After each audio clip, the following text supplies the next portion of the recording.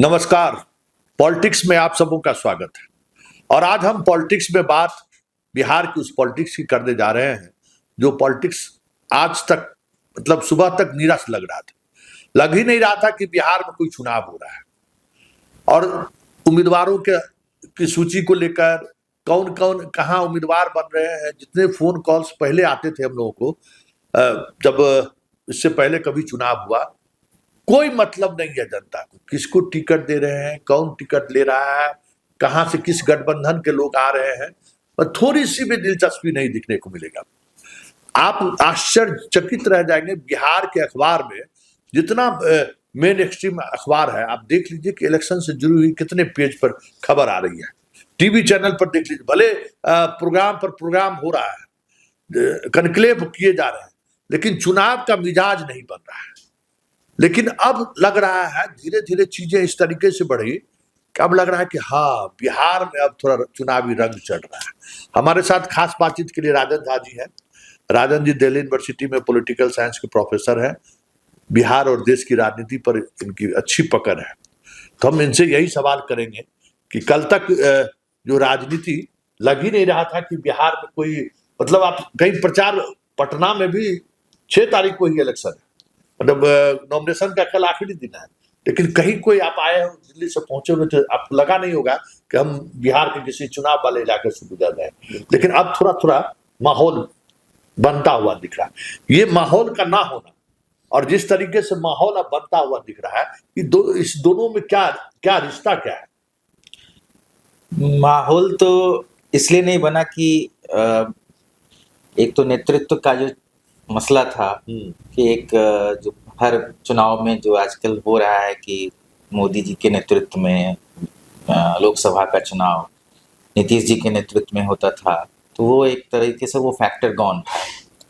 तो बट फिर भी उम्मीद था कि एक बहुत ही कोऑर्डिनेटेड चुनाव होगा एनडीए और महागठबंधन का। लेकिन दोनों ही गठबंधन का जो आप देखें स्वरूप, तो अभी तक सीट शेयरिंग क्लियर नहीं हुआ कि कौन कितने सीट पे चुनाव लड़ेंगे। महागठबंधन का तो कम से कम नहीं हुआ अभी तक। एनडीए में कौन सा सीट पे कौन लड़ेंगे, ये अभी तक कम से कम जनता को तो नहीं पता है कि क्या है। हाँ, नहीं, इस तरीके से आज तक कभी नहीं हुआ कि भाई प्रेस कॉन्फ्रेंस तक कोई पार्टी नहीं हो पाया, प्रेस कॉन्फ्रेंस नहीं हो पाया, यानी जनता के बीच में एक कंफ्यूजन है।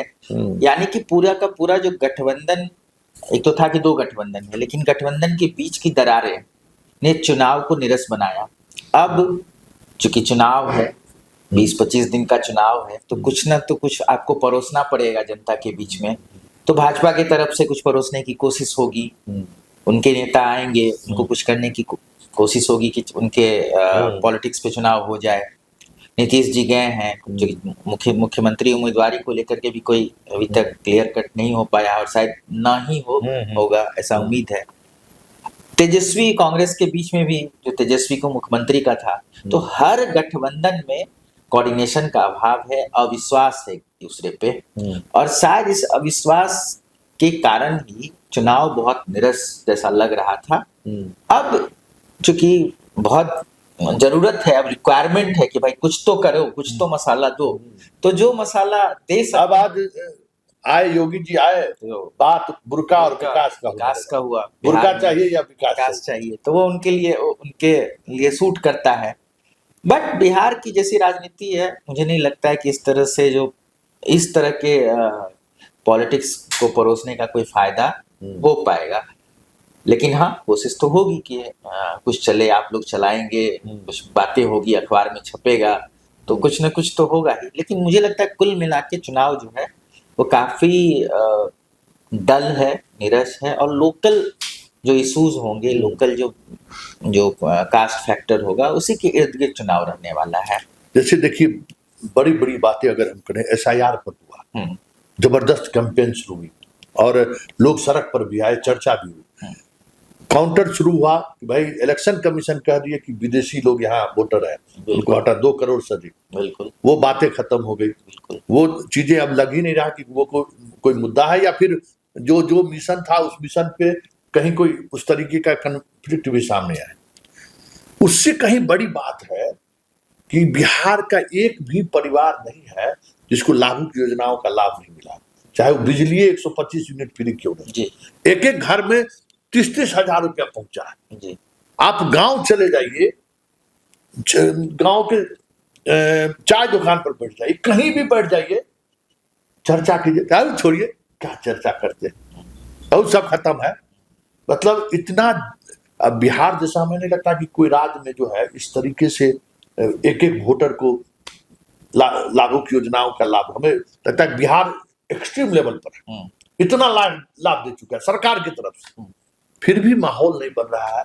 सरकार को उम्मीद है कि वही लाभुकवा सब हमको वोट देगा, लेकिन लाभुक सभी बोलने को तैयार नहीं। हाँ, ऐसा, और यही कारण है कि आप देखिए कि जनसुराज के सभाओं में जो भीड़ है, जनसभाओं की जो मीडिया ने जो कवरेज दिया है, या जिस तरीके से पूरे प्रशांत किशोर की बातों को हाथों हाथ मीडिया ने लिया, उनकी क्लिपिंग चली, उसकी एक बहुत बड़ी वजह यही है कि कहीं ना कहीं थकावट है इस 20-25 सालों की राजनीति में, थकावट सा हुआ है।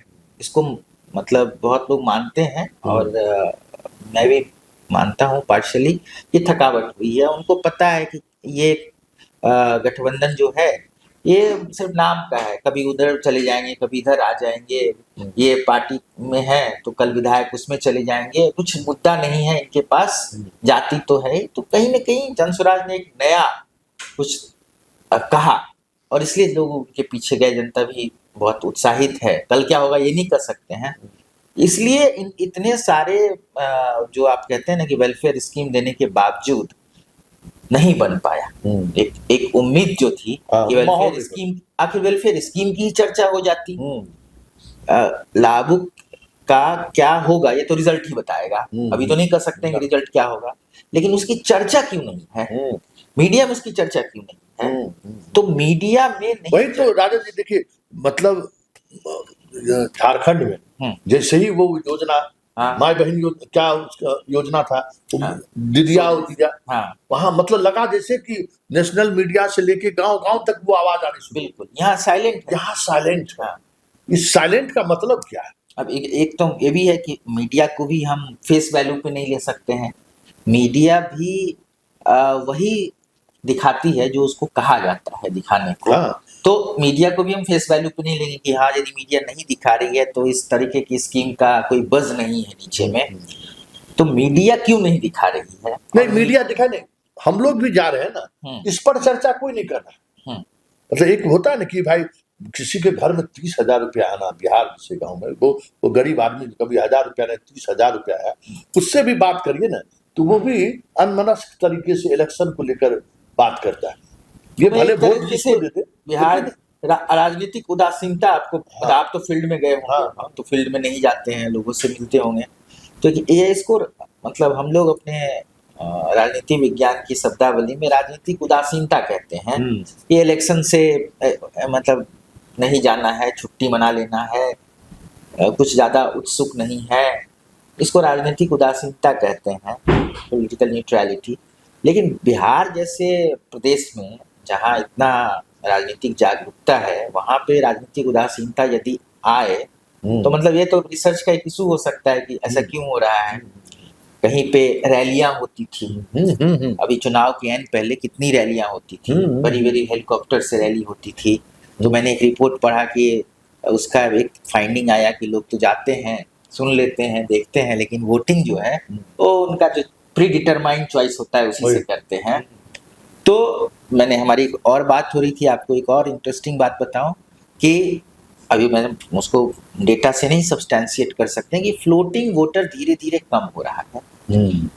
तो यदि फ्लोटिंग वोटर की संख्या दिन प्रतिदिन कम होती चली जाएगी तो एक तरीके से वो स्टेटस को स्टिलमेट में चला जाएगा पॉलिटी। बड़ी बात कर रहे हैं। तो अब इसको नहीं हम कर सकते हैं बहुत दावा के साथ कि ये फ्लोटिंग वोटर, स्टैटिस्टिक्स से हम इसको प्रूव नहीं कर सकते हैं, इसके लिए तो कोई एक बताएंगे सोफोलॉजिस्ट की क्या डेटा उनके पास लास्ट विधानसभा का या लास्ट लोग। लेकिन यदि ऐसा है कि फ्लोटिंग वोटर जो है वो धीरे धीरे कम हो रहे हैं और कमिटेड वोटर की संख्या बढ़ रही है, यानी कि पॉलिटिकल सिस्टम जो है बहुत हद तक प्रेडिक्टेबल है, और यदि प्रेडिक्टेबल है तो शायद इसका रिफ्लेक्शन हमको दिख रहा है कि कोई उत्सुकता नहीं। ये बात तो जो अभी इतना जो सर्वे हो रहा है, कुछ सर्वे, अधिकांश सर्वे मतलब मूड को भाप ले रहा है, मतलब वो चीजें आप इंडिकेट करें। हाँ। उसकी वजह यही है हाँ। कि इंडिपेंडेंट जो वोटर है ना, उसकी संख्या लगातार कम होती जा रही है। हाँ। और जो 30% 40% हुआ करता था किसी भी कंस्टिट्यूंसी में आप चले जाए, उसकी संख्या, तो ये बात तो आप बहुत ध्यान देने वाली बात है, उसकी संख्या कम होती जाए। लेकिन एक बात और है कि क्षेत्रीय दल को लेकर भी जो सियासत चल रहा था बिहार में, माने तमाम क्षेत्रीय दल हैं, उस क्षेत्रीय दल से भी कुछ उप क्षेत्रीय दल आ गया, जातिगत जनगणनाएं भी आई, लेकिन टिकट वितरण में न वो जातिगत जनगणना का कोई प्रभाव दिखा, न छोटे छोटे जो राजनीतिक दल थे वो भी बार्गेन नहीं कर पाए। इसकी क्या वजह लगता है? नहीं, बार्गेन तो मतलब यदि देखेंगे कि जैसे 2-3 दल का मैं उदाहरण दूंगा, जैसे अभी जीतन राम मांझी की पार्टी है, उनका लग रहा है कि वो बार्गेन नहीं कर पाए, लेकिन दूसरी तरफ उसी गठबंधन में चिराग पासवान है, तो नंबर पे जाए तो उन्होंने अच्छा बार्गेन कर लिया है। इधर आ जाए महागठबंधन में तो विकासशील जो इंसान पार्टी है मुकेश सहनी की, वो उनका जो है वो अभी तक फाइनल नहीं हुआ है, लेकिन जो आईपी गुप्ता की पान पार्टी थी, उन्होंने कांग्रेस के साथ, अब कैसे किया ये तो देखना होगा, उन्होंने कर लिया 2 सीटें उनको, मतलब खबरें आ रही है कि 2 सीटें जो है कांग्रेस ने उनको दिया है अपने कोटे से। अब वो कैसे दिया, कांग्रेस के अंदर दिया है, तो जाति तो है लेकिन बार्गेनिंग किसी की ज्यादा और किसी की कम दिख रही है वो, मतलब। और ये तो एक तय है कि देखिए 2 प्रमुख राष्ट्रीय दल, एक भाजपा और एक कांग्रेस।